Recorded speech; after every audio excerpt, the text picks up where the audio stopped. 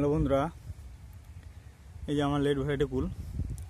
এই গাছে এখনো প্রচুর কুল আছে, পারা হয়নি। দেখতে পাচ্ছ কীরকম বড় বড় কুল পাকতে শুরু হয়েছে। এখন এই কুলগুলো আমরা পারবো। প্রচুর আছে, প্রচুর। এই যে গাছগুলো দেখতে পাচ্ছেন, এগুলো সব কীরকম ধরে আছে গেলে দেখুন, কি সাইজ।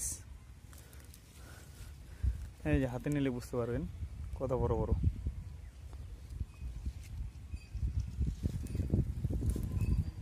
সেই কুল আছে, এখানে আছে, যে এই ডালগুলোতে আছে প্রচুর কুল আছে।